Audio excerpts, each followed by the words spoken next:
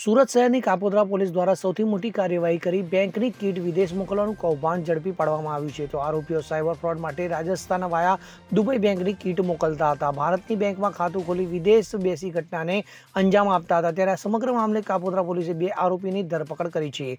આરોપીઓ દ્વારા બેંક ખાતું વેચી રૂપિયા કમાવાનો નવો ટ્રેન્ડ શરૂ કરાયો છે. તો દુબઈ ખાતે બેસી આખું કૌભાંડ ઓપરેટ કરવામાં આવે છે. તો અલગ અલગ લોકોના ખાતા બેંકોમાંથી ખોલી રૂપિયા આપવામાં આવતા હતા, જ્યારે બેંક ખાતેદારોને ખાતું લાવવા માટે કમિશન આપવામાં આવતું હતું. તો આ બંને આરોપીઓ પાસેથી પોલીસે કેટલાક ડોક્યુમેન્ટો કબજે કર્યા છે અને આગળની કાયદેસરની કાર્યવાહી હાથ ધરી છે. તો સુરત શહેરમાં ઓનલાઈન અને બેંક મારફતે ચીટિંગના કેસો સતત વધ્યા છે. તો જાણે ગુજરાતમાં ડિજિટલ ફ્રોડમાં સુરત પ્રથમ નંબરે હશે તેમ જણાઈ રહ્યું છે. મહેરબાન પોલીસ કમિશનર શ્રી સુરત શહેરનાઓએ આપેલ સૂચના અનુસંધાને ઝોન 1 વિસ્તારમાં બનતા મિલકત સંબંધી તથા સાયબર ફ્રોડના ગુનાઓ અટકાવવા સારું માર્ગદર્શન અને સૂચના આપેલ, જે અનુસંધાને કાપોદ્રા પોલીસ સ્ટેશનના પોલીસ ઇન્સ્પેક્ટર શ્રી MB અવસુરાનાઓને તેઓના સર્વેલન્સ સ્ટાફ તથા અંગત બાતમીદારોથી બાતમી હકીકત મળેલ, જે બાતમી હકીકતના આધારે કાપોદ્રા 4 રસ્તા પાસે આવેલ મંગલદીપ કોમ્પ્લેક્સમાં પાસે એક સ્કોર્પિયો ગાડી ઉભેલ, જે ગાડીમાં બેઠેલ 2 ઈસમોની પૂછપરછ કરતા અને આ 2 ઈસમો જેઓના નામ અવનીત ઠુમ્મર તેમજ આયુષ વસોયાનાઓ જણાવેલ.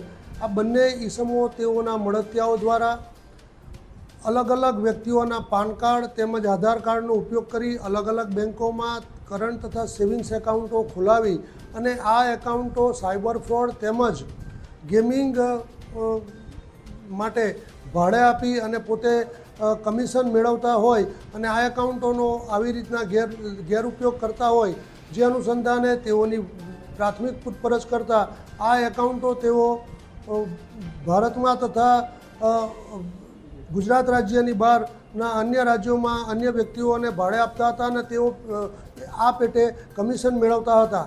તેઓની પૂછપરછ કરતા અને તેઓની અંગઝડતી કરતા ગાડીમાંથી ઘણા બધા પ્રમાણની અંદર અલગ અલગ કંપનીના મોબાઈલના સિમ કાર્ડ, અલગ અલગ વ્યક્તિઓના બેંક એકાઉન્ટની ચેકબુક તથા passbook, PAN card, Aadhaar card, UPI barcode scanner, cash deposit કરેલી સ્લીપો, બનાવટી ફોર્મ તથા પેઢી કરારો અને કેશ કાઉન્ટર મશીન મળી કુલ કિંમત રૂપિયા 17,28,000 જેટલાનો મુદ્દામાલ કબજે કરવામાં આવેલ છે.